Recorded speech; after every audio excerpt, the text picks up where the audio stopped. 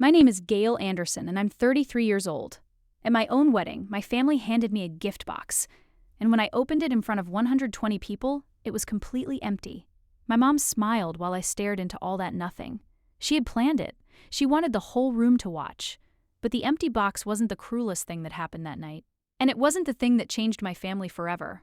What my grandmother slipped into my hands 20 minutes later did that. And what my mother nearly did when I opened that second box at the head table, I will carry with me until the day I die. Welcome back to Calm Drama Stories, where we sit with the quiet moments that remake a family. The ones that happen at kitchen tables and wedding halls, not courtrooms. If stories about dignity and standing your ground speak to you, drop a comment and be sure to subscribe. Let me back up because a box doesn't stay empty by accident. I work as a paralegal in a small firm 2 blocks from the county courthouse. I read contracts for a living. I notice when a single word is missing, and I notice when a whole person is. In my family, I was always the reliable one. When Grandma needed a ride to the cardiologist, I drove her. When someone had to sit at the hospital all night, that someone was me. When my sister Renee forgot our mother's birthday, I bought the gift and signed both our names.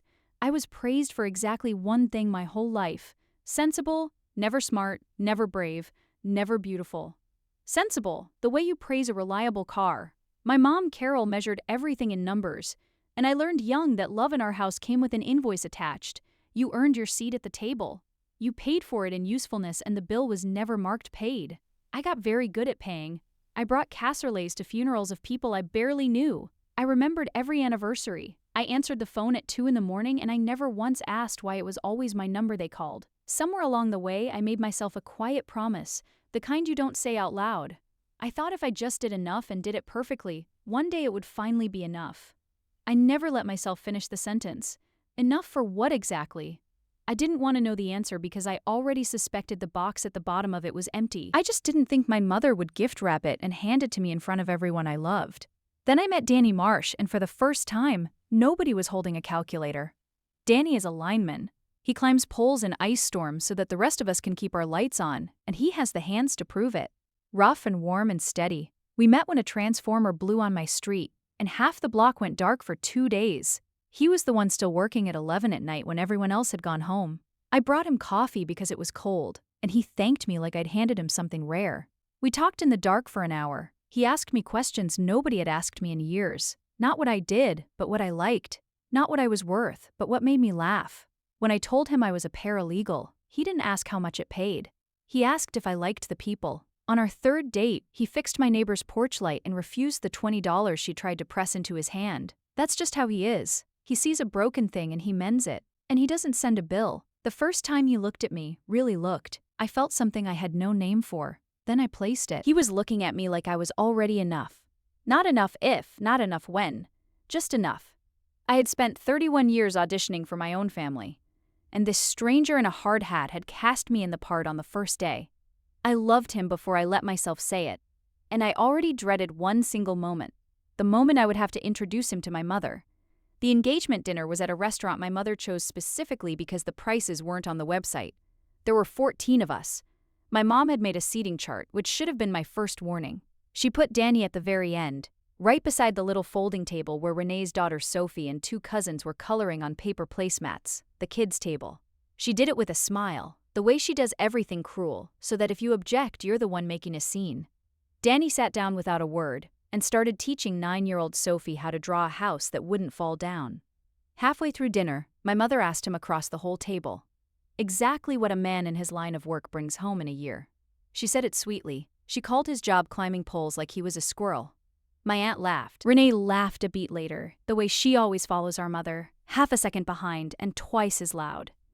Danny answered the number plainly, no shame in it, and my mother repeated it back slowly so everyone could hear how small she thought it was. I opened my mouth. Under the table, a hand found my knee and squeezed. Not Di's. I looked over and my grandmother Ruth, 84 years old, was quietly folding her napkin and standing up. She walked the length of the table past the empty chair beside my mother and sat down next to Danny at the kids' table. She asked him about ice storms. She asked him if he was ever scared up there.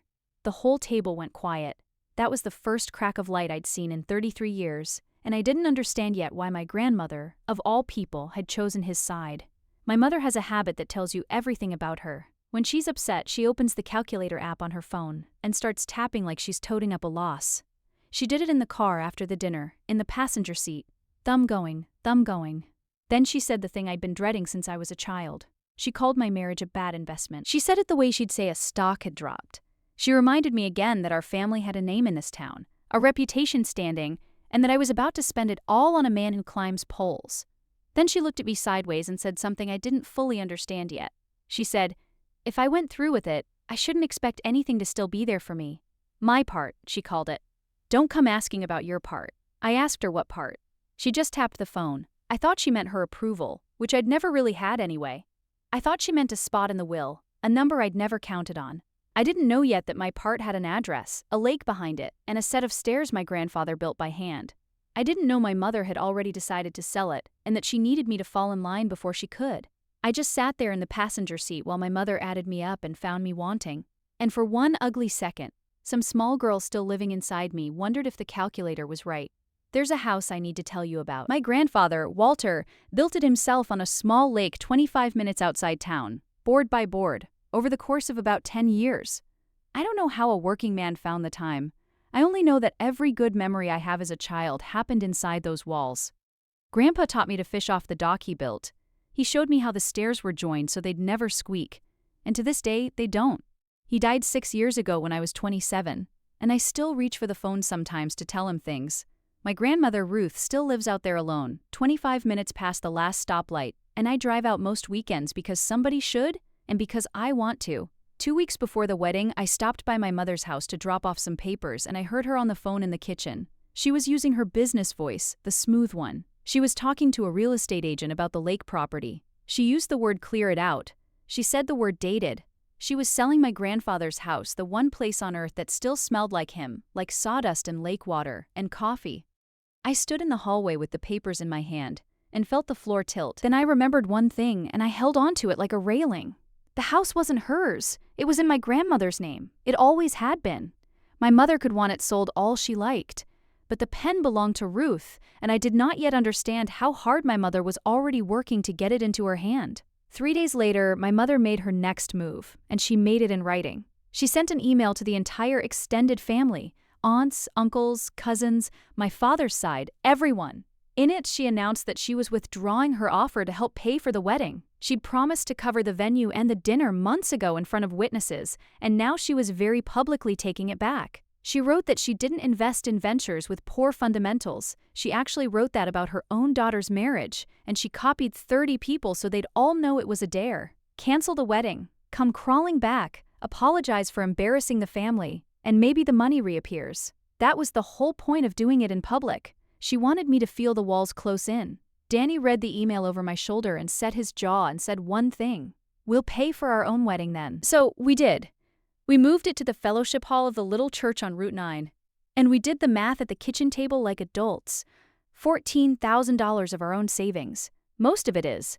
No chandelier, no plated dinner, folding tables and string lights, and a potluck of casseroles from people who actually loved us.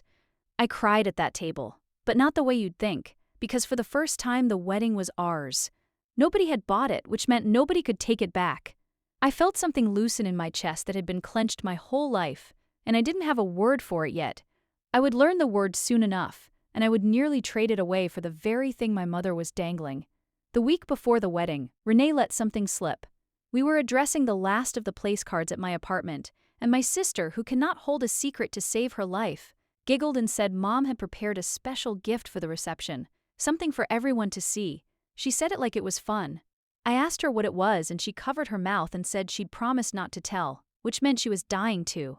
All she'd add was that Mom wanted to make a point in front of everybody. I got a cold feeling in my stomach, the same one I get when a contract has a clause that reads too smooth.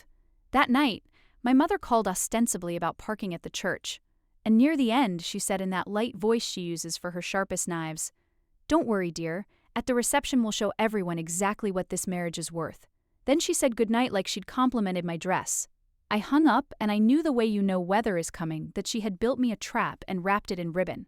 Here's the thing people never understand about a moment like that.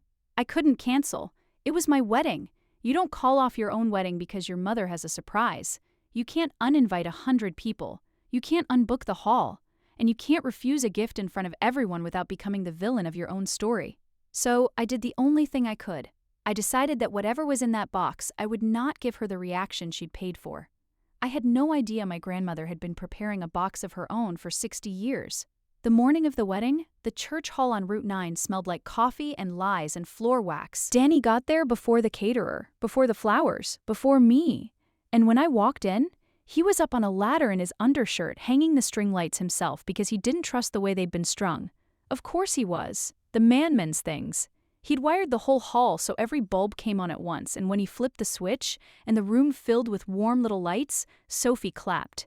She'd appointed herself my shadow for the day. She followed me around holding my veil off the floor so it wouldn't get dusty, very serious about the job, and she asked me if it was true that I was marrying a man who could fix anything. I told her it was. My phone rang while I was buttoning my dress in the Sunday school room. It was my grandmother. Her voice was low and steady, the voice she uses when something matters. She said she was coming, no matter what my mother had arranged about rides, and she'd find her own way there. Then she said something that made me stop with the button half done. Tonight, when it happens, I want you to hold on to me. Whatever they do, you stay close to me and you wait. Can you do that for your old grandmother? I said yes without knowing what I was agreeing to. I asked her what was going to happen. She just said, "You'll see. And Gail, don't open anything until I tell you to." Then she hung up, and I stood there in a half-buttoned dress with my heart going because my grandmother had never in her life sounded like a woman with a plan. The ceremony itself was the best 20 minutes of my life, right up until I looked at my mother. We kept it simple. No program, no soloist, just Danny and me and a pastor who'd known us both since we were kids. Danny wrote his own vows on a piece of paper folded so many times it had gone soft. He didn't say anything about forever or fairy tales. He said he'd keep my lights on. He said when the whole world went dark and cold, I'd never once wonder if he was still climbing toward me. His hands were shaking. Mine were too. Sophie held the veil. The little hall was full of people who'd brought potato salad and folding chairs and their whole hearts. And in the front row sat my mother in a dress that cost more than our catering, with her hands folded in her lap and her thumb moving. Even then, she was under the table with her calculator, tallying what this was costing her in reputation. She didn't cry. She didn't smile. She totaled. Then halfway through the vows, the double doors at the back of the hall opened, and someone wheeled my grandmother in. My mother had not arranged a ride for Ruth. My mother had, I later learned, specifically told the family that Grandma was too tired to come and shouldn't be bothered. Yet there she was in her good blue dress, being pushed down the aisle by a neighbor she'd called herself. She had a small box in her lap, wrapped in brown paper and tied with string, and she held it with both hands like it was the only thing in the room that mattered. My mother turned and saw her mother, and for just a second, something crossed her face that I couldn't read. It looked, of all things, like fear. At the reception, you could feel the two families in the room like oil and water refusing to mix. Di's people were loud and easy, hugging strangers, filling plates twice. My mother's people sat straighter, spoke softer, and kept sneaking looks at Danny the way you'd look at a stain on a nice carpet. I heard the word sweet used about him 3 times, and every time it meant beneath us. I heard someone murmur that it was a shame, a girl with her sense. I kept my chin up and my hand in Danny's and I worked the room. And the whole time my mother sat at the center table like a queen waiting for the right moment. That wrapped box beside her plate. Not Grandma's brown paper box. A different one. Glossy white with a silver bow. Expensive looking. Exactly the kind of thing you'd expect to hold something wonderful. My grandmother had asked me to wheel her right up to the head table next to me and Danny. And I did. And she kept one hand on my arm the entire time, just like she'd said she would. When the plates were cleared, my mother stood up and tapped a glass with her ring, and the room went quiet the way rooms do for her. Before the dancing, she said in her warm public voice, "I'd like to give my daughter and her new husband a little something, a family tradition." There is no such family tradition. I have been in this family my whole life. My grandmother's fingers tightened on my arm. Under the table on my other side, Danny took my hand and my mother lifted that beautiful white box off the table and held it out to me, smiling in front of every single person we knew. I want you to picture it because she certainly did. 120 faces turned toward me, string lights overhead, my grandmother's hand on my arm, and my husband's hand in mine.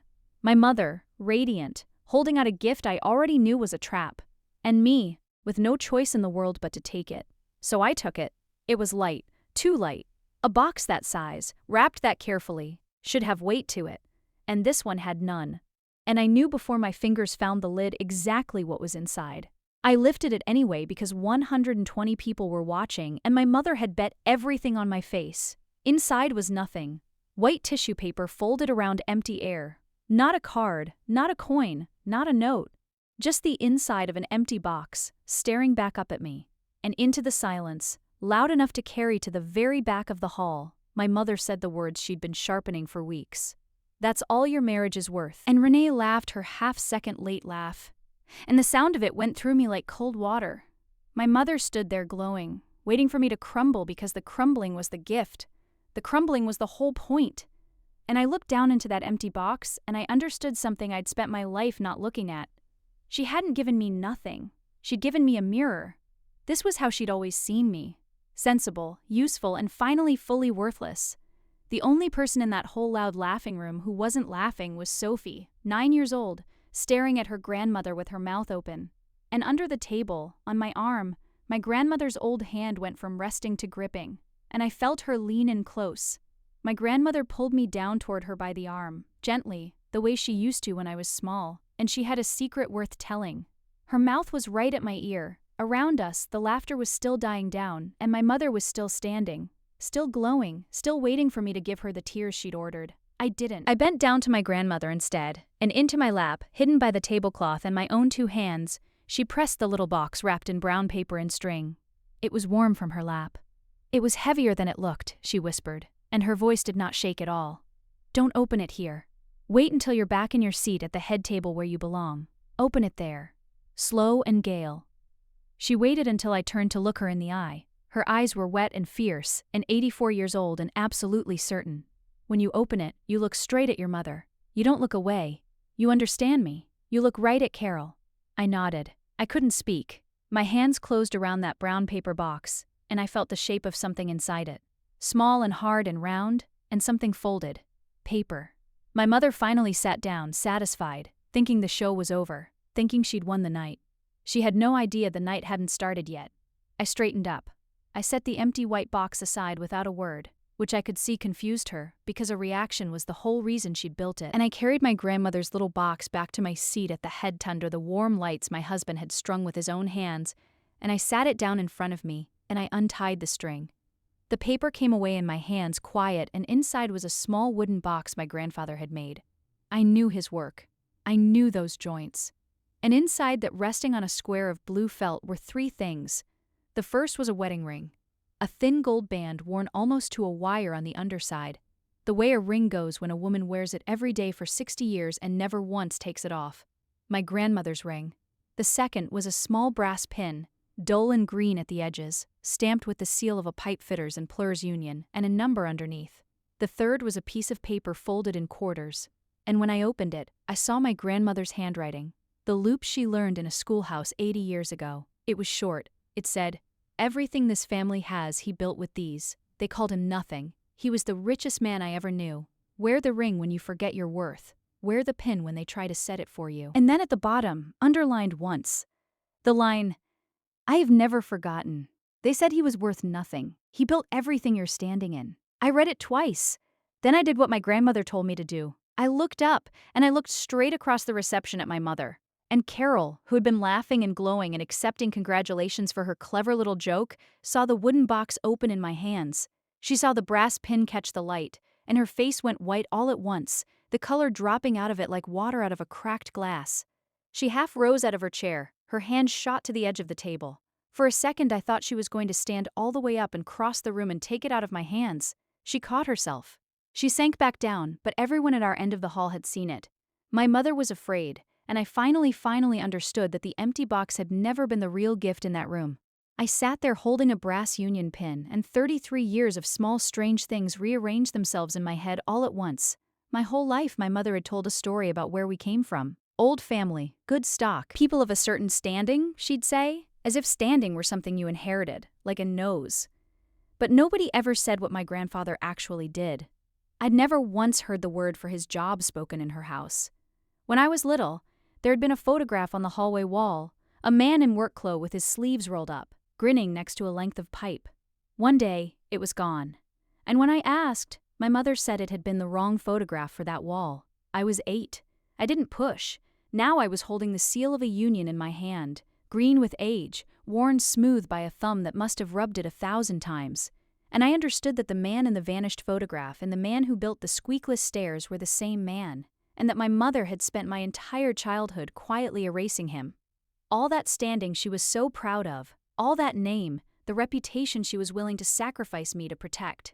It had been built by a plumber, by exactly the kind of man she'd just told 100 people my marriage was worthless for choosing. I looked up from the pin, and across the room my mother was already moving. She'd stood, smoothed her dress, fixed her smile back into place, and she was walking straight toward the head table, toward me, toward the little wooden box, with the brisk, purposeful step of a woman coming to clean up a spill before it stains.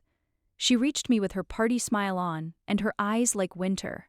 She leaned down close and murmured that we should step out for a moment, and to anyone watching it looked like a mother pulling her daughter aside for a happy word. I went because I didn't want this in front of Sophie, and because I wanted to hear what she'd say when she thought no one was listening. In the hallway by the coat racks, she dropped the smile like a coat of her own. "Put that box away," she said. "Low, fast. This is neither the time nor the place." I asked her what she was so afraid of. I heard my mother's own sentence walking around in my head. "That's all your marriage is worth." And for the first time in my life, it sounded exactly as empty as the box she'd handed me. She didn't answer the question. Instead, she pivoted the way she always does to money and to duty. She told me, "Your grandmother is confused. She's not well. She gets ideas." She told me that house on the lake is falling apart and it needs to be sold before Ruth does something foolish with it. She said it fast and smooth, and I felt the shape of the thing under the words, "The claw's too clean." The real reason for all of it. My mother didn't just want that house sold. She needed my grandmother to sign it over to her. And soon before anyone could ask my grandmother what she actually wanted. And she needed me quiet and grateful and back in my place while she did it. I looked at my mother in that hallway and I stopped being afraid of her. It was the strangest feeling. Like setting down a bag I'd carried so long I'd forgotten it was heavy. Let me step out of the story for 1 second, because I think some of you are sitting exactly where I was sitting. If your worth has ever been decided by people holding a checkbook, hear me say this. You are not the one who's poor in that room. Tell me in the comments where you're watching from tonight, and stay with me, because the morning after my wedding is when everything really turned. Back in the hall, I went and I danced with my husband, and I did not let my mother steal one more minute of it. But my mind was working the whole time, the way it works over a bad contract, looking for the trap and the way out. I read documents for a living. I know what it looks like when someone is trying to move a piece of property fast and quiet. The withdrawn funding, the public humiliation, the sudden urgent talk of selling, the story about Grandma being confused. It all pointed one direction. My mother was setting up to get that house signed over before anyone thought to stop her, and the empty box was part of it, a way to break me down and remind me I had no standing to object. She had miscalculated one thing. My grandmother had just handed me a reason to stand. That night, after the last guest left and Danny was stacking folding chairs, I made a decision at the head table with the wooden box still open in front of me. Not a revenge, a visit. I decided that in the morning, before I did anything else, before the honeymoon, before I even changed out of my regular clothes, I was going to drive out to the lake and sit down with my grandmother and ask her one plain question. What do you actually want? The morning after my wedding, Danny and I drove the 25 minutes out to the lake with 2 coffees and no idea what we were walking into. My grandmother was on the porch when we pulled up, dressed and sharpied, waiting like she'd known I'd come. She was not confused. Let me say that plainly, because my mother had said it so many times. I half expected to find a frail woman lost in her own kitchen. Sit in Walter's chair. And she looked at him for a long moment and said he had good hands. And I watched my husband's ears go red. Then she told me to sit down because there were things I should have been told years ago and wasn't. And she was done letting my mother decide what I got to know. She started at the beginning. She told me she married Walter in 1961 against her own family's wishes, because they said a plumber was beneath a girl like her. She said her mother had cried at the wedding and not the good kind of crying. She said her family gave her a set of everyday dishes as a wedding gift, the cheap kind, to make a point about the life they thought she was choosing. She smiled when she said it. 60 years I ate off those dishes, she said, and every meal was better than anything on their china. She reached across the table and put her worn hand over mine, the one wearing her ring now. And she said, "You married a good man, Gail. I know exactly what your mother made you feel last night. I felt it in 1961. Now, let me tell you the rest. Here is the rest. The thing my mother had spent 30 years painting over. There is no old family money. There never was. The standing my mother is so proud of. The name, the reputation she'd sell her own daughter to protect. All of it came from Walter Anderson's two hands. He started as an apprentice pipefitter at 19. He worked ice-cold sites and burned summers in boiler rooms. And he saved, and eventually he started his own plumbing and mechanical company with one truck and his own name on the door. It grew. By the time my mother was a teenager, Walter employed 40 men and had a real business, the kind that put a girl through college without loans. He paid for every bit of the life my mother now pretends she was born into. And my mother, Carol, grew up as the plumber's daughter in a town that never let her forget it. Kids at school called her that, sneering, the plumber's daughter. She hated it. She hated the trucks in the driveway, the coveralls in the wash, the way her father's hands never quite came clean. So the minute she had the means, she reinvented the whole thing. She married a man with a soft office job and a family name that sounded like money. She moved to the right neighborhood and she buried her own father under a story about old families so thoroughly that her own children never learned the truth. My grandmother said it without bitterness, just fact. Your mother is ashamed of the man who paid for everything she has. I sat there with the pin in my palm. The empire my mother lorded over the whole reception hall. The standing that made my marriage a bad investment had been built by a plumber. By the very kind of man she just humiliated me for loving. And she knew it. That was why she'd gone white. My grandmother got up then, slower than she used to, and came back with a shoebox of photographs my mother didn't know still existed. She spread them on the kitchen table, and I want to be fair to my mother here because my grandmother was. In one photo, my mom is about 12, standing at the edge of a school dance in a homemade dress. And you can see it in her face, even in black and white. The shame, the way she's holding her arms like she wants to disappear. Grandma touched that photo and her voice softened. She told me the other girls had worn store-bought dresses and had let my mother know all night that hers wasn't.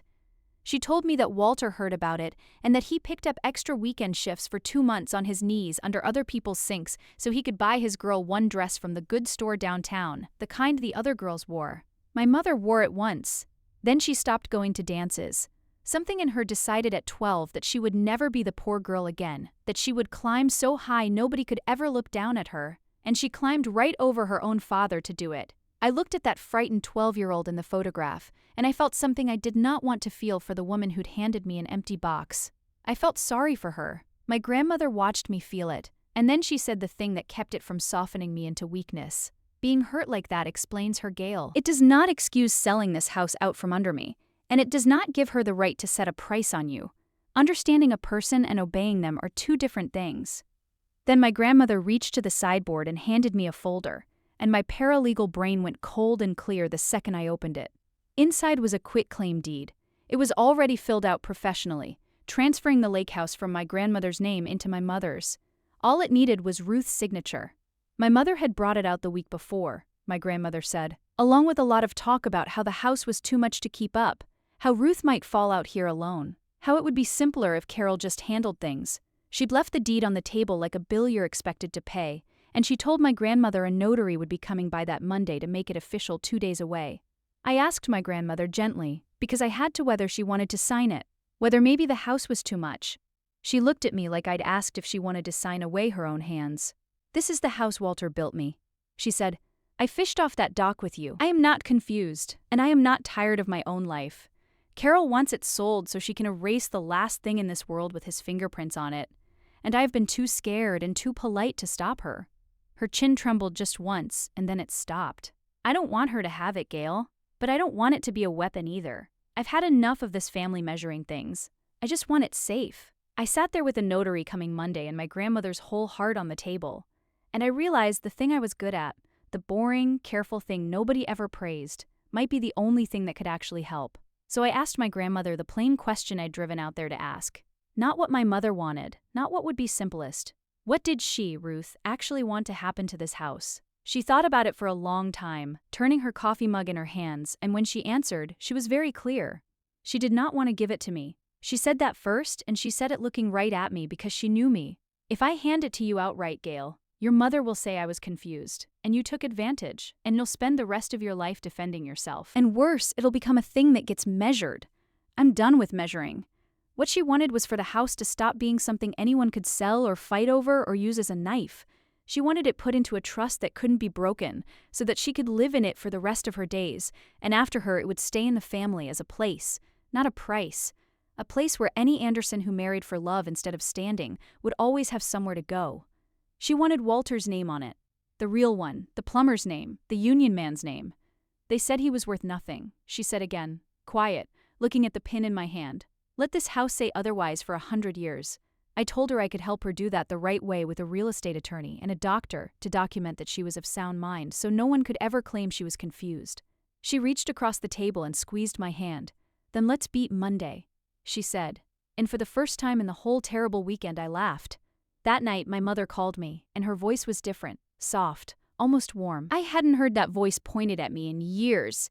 And God helped me, some old, hungry part of me sat up like a dog at the door. She said she thought we'd both said things.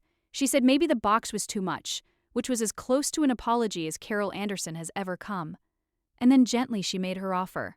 If I would let the house situation resolve quietly, meaning let her sell it, and if I would keep all that old union nonsense to myself and not go stirring up the family with stories about Grandpa, then she would put me back in her will. She would fund a real honeymoon. She would, she said, welcome you back into this family where you belong. She said she was proud of me. Do you understand what she offered me? Everything. The exact thing I had been auditioning for since I was 5 years old, my mother's approval, handed over the phone in a warm voice, my name back in the book, my seat at the table restored. All I had to do was stay quiet and let her sell my grandfather's house and go on pretending he was nobody. For one long moment, standing in my kitchen the day after my wedding, I wanted it so badly. I couldn't breathe. That is the honest truth. The little girl who bought birthday gifts and signed 2 names wanted to say yes so fast. I told my mother I needed to think. She said, "Of course, sweetheart, take your time." And the word sweetheart went into me like a hook. I hung up and I sat down on the kitchen floor because the thing I wanted most in the world and the thing I could not live with had just turned out to be the same thing. I didn't sleep. I sat at the kitchen table most of the night with my grandmother's ring on my finger and my grandfather's pin in front of me. And I did the hardest arithmetic of my life, not with a calculator. My mother taught me to add people up, and I was finally trying to unlearn it. Here is what I saw somewhere around 3 in the morning. The empty box hadn't hurt because it was cruel. Cruelty I could have taken. It hurt because a part of me believed it, because somewhere deep down I had accepted my mother's math a long time ago, that I was worth what I could prove, that love was a thing you earned by being useful, and that if I ever stopped performing, I'd be exactly what she said, an empty box. I had been keeping score my whole life on her scoreboard, and her offer, the will, the honeymoon, the sweetheart, was just her handing me the same scoreboard back and asking me to play. If I said yes, I'd win the game and lose the only thing worth having, which was the right to stop playing it. Danny found me at the table when the sky was going gray. He didn't ask what was wrong. He just sat down next to me and put his rough hand over my grandmother's ring and waited. And I knew I was going to help my grandmother put that house beyond anyone's reach on Friday, before Monday's notary ever showed up. And then I was going to give my mother her answer. Not on the phone, not quietly, but at the family brunch that weekend in front of the same people who'd watched me open an empty box. Not to humiliate her. I was done with that scoreboard.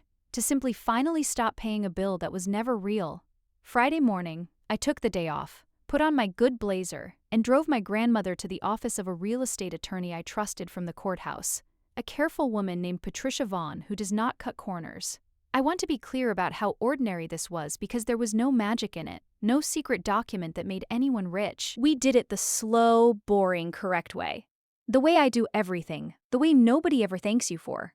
My grandmother met with Patricia alone first, so no one could ever say I was in the room steering her. A physician my grandmother had seen for 20 years came by that same morning and documented in writing that Ruth Anderson was of sound mind and knew exactly what she was doing. Then of her own free will, my grandmother placed the lake house into an irrevocable trust. She kept the right to live there for the rest of her life. After her, it would pass into the family as a protected place that could never be sold, and the trust named it in plain letters on the first page, the Walter Anderson House. When she signed, her hand didn't shake at all. Mine did. Patricia notarized it, filed it, and it was done. Real and legal and permanent. 2 days before my mother's Monday notary was ever going to arrive. On the drive home, my grandmother rolled down the window and let the wind mess up her hair like a teenager. 60 years, she said, watching the lake go by. He'd have liked knowing it can't be sold. Then she looked at me.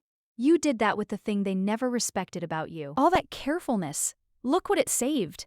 I hadn't thought of it that way. I have thought of it that way every day since. The family brunch was that Sunday at my mother's house on the Good China. Carol hosts a brunch the way she does everything as a performance of a life she wants you to believe she was born into. The long table, the fresh flowers, the linen napkins folded into shapes. She had, I could tell the moment I walked in, prepared a scene of her own. She thought I was coming to say yes. She'd told people I was coming to say yes. I could see it in the way she'd seated everyone, in the extra warmth she aimed at Danny for the first time ever, in the way she'd left the chair at her right hand open for me, the golden seat, the one I'd wanted my whole life. She thought this was the morning her useful daughter came home and took the deal, and she'd built a whole stage to receive me graciously in front of the family. Renee was there, and my aunts and the cousins who'd laughed, and Sophie, who had barely spoken to her grandmother since the wedding, and who came and sat down beside me instead. Close the way I used to sit close to Ruth. I set my grandmother's little wooden box on the table, beside my plate. Not hidden this time, right out where the light could catch it. My mother saw it, and her smile flickered just for a second. And then she smoothed it back and kecked her glass with her ring and stood up to welcome me home. I let her get all the way through the warm opening. The "we're so glad you've come to your senses," the reaching for my hand. I let her build the whole stage, and then I stood up on my own 2 feet at my mother's table and I said, "Thank you." My mother beamed because thank you was the beginning of the speech she'd written for me in her head. She thought I was about to accept. She actually reached for her glass to toast, so she made her offer real out loud in front of everyone, thinking she was sealing it. She announced to the whole table that she and I had worked things out, that I was back in the family, back in her will, that she'd be helping Danny and me get properly settled. She said it generously, like a queen restoring a banished daughter, and she looked around to collect the warm murmurs, and she got them. My aunts nodded. Renee smiled with relief. Everyone waited for me to sit back down in the golden chair and be grateful and let the family close back up over the whole ugly week like water over a stone. I could feel the pull of it in my own body. Say yes. Sit down. Be enough at last. Take the seat you've bled for. And I stood there in the pull of it with my grandmother's ring on my finger and Sophie's shoulder against my arm and my husband's steady eyes on me from across the table. And I understood exactly what I was being offered, and exactly what it cost. She was offering me everything I'd ever wanted in exchange for the one thing I'd just learned I couldn't sell. My mother lifted her glass toward me, waiting, glowing, sure, and I did not lift mine. I stood there calm as still water in a way that I promise you cost me more than any scene ever could. And I said, "Mom, I need to say something first, and I need you to hear all of it before you toast." I did not raise my voice. I want you to know that everything I'd learned about her told me that the loudest thing I could do in that room was stay quiet, because my mother had spent her whole life afraid of exactly one thing, and it wasn't anger, it was the truth said plainly without shame. So I said it plainly. I opened the little wooden box and I took out the thin gold ring and I told them it was Grandma's, 60 years of it. Then I took out the brass pin and I pinned it to my blazer where everyone could see, and I told them whose it was. I told them about Walter Anderson. Not as a weapon, as an introduction, because most of the people at that table had never really been told. I told them he was a pipe fitter, a union man, that he'd built his own company with his own hands, and that every good thing any of us had. This house, this china, the college degrees, the standing, all of it came from a plumber who got up before dawn and came home with his hands full of other people's problems. I said my grandfather's name out loud at my mother's table, the name she'd spent 30 years erasing, and I watched her go white all over again, the same white as the wedding. Then I told them the rest, gently, without a drop of triumph. I told them Grandma had decided of her own free will, with her own lawyer and her own doctor, to put the lake house into a trust in Walter's name, so it could never be sold. So it would always be a home for anyone in this family who chose love over standing. And Grandma had asked me to help her do it. So I did on Friday. My mother rose halfway out of her chair, her hand flat on the table, her mouth open, and for a second I saw the whole thing break across her face at once. The shame and the fury and the 12-year-old in the homemade dress. All of it. And then into that silence I gave her my answer to her offer. "Thank you for the offer, Mom," I said. "The will, the honeymoon, all of it truly. But I'm not going to keep quiet, and I'm not going to help you sell his house, so I don't think you'll want to give me any of it. And that's all right." My mother's face hardened into something I recognized. The winter came back into her eyes, and she said the thing she thought would end me. She said, if that was my choice, then I was out of the will for good. Out permanently, and I would get nothing from this family, not $1 ever. She said it like she was closing a vault. She waited for me to flinch. She'd handed me an empty box once already and watched me not cry, and I think she needed badly to finally see it land. And here's the part I didn't plan and will never forget. I looked at my mother and then I looked at Danny, whose lights were still on across that table, and at my grandmother's ring on my finger, and at Sophie watching me the way I once watched Ruth learning in real time that you're allowed to stand up. And I told my mother the truest thing I have ever said out loud. You can keep the money. My worth was never yours to set. The room was so quiet I could hear the clock in the hall. My mother had spent 33 years holding the only pen that could write my price, and I had just calmly, in front of everyone, taken it out of her hand and set it down. I lost the inheritance in that moment. I lost the golden chair. I lost the last thin thread of a mother's approval I'd been chasing since before I could read. I felt every bit of it go. And underneath the losing, steady as die's hand, I felt myself come free. I didn't storm out. There was nothing left to perform. I told my mother I loved her, which was and is true, and made it worse for her, not better. And then I picked up the little wooden box, and my husband picked up our coats, and we left. Sophie caught me at the door. She tugged my sleeve and pointed at the brass pin on my blazer, and asked in that clear 9-year-old voice that carries across a silent room, "What's that, Aunt Gail?" I knelt down so we were eye to eye. I told her it belonged to her great-grandfather, and that he built houses and fixed pipes, and that he was one of the best men who ever lived, and that anyone who told her different didn't know what a person was worth. She nodded very seriously, filing it away, and she asked if she could see the lake house someday. I told her it would always be there, that it could never be sold now, that it was hers to visit for the rest of her life. Behind me, I heard my mother sit down slowly at the head of her beautiful table. And Renee, my sister, who has laughed half a second behind our mother her entire life, did not laugh. She stood in the doorway of the dining room with her napkin still in her hand, looking at me, and then at the pin, and then at her own daughter, and something moved across her face that I hadn't seen there before. Doubt. The first real doubt. She didn't say anything. She didn't have to. I drove home with my husband and my grandmother's ring and my grandfather's pin. Poorer than I'd been that morning by every measure my mother knew, and richer than I'd ever been in my life by the only one that turned out to be real. It's been 6 months. I'll tell you the truth because this isn't a fairy tale, and you deserve the real ending. My mother did take me out of the will, and she meant it. We don't speak much. She still tells people we come from old family, still hosts her brunches, still opens the calculator when she's upset. The thing that hurt her never got healed, and a hurt like that doesn't vanish because her daughter grew a spine. I didn't fix my mother. You can't. But the lake house stands, and it will keep standing with Walter's name on the deed where anyone can read it. My grandmother lives there still. And every Saturday, Danny and I drive the 25 minutes out, and he fixes whatever's loose, and I do the crossword with her in pen.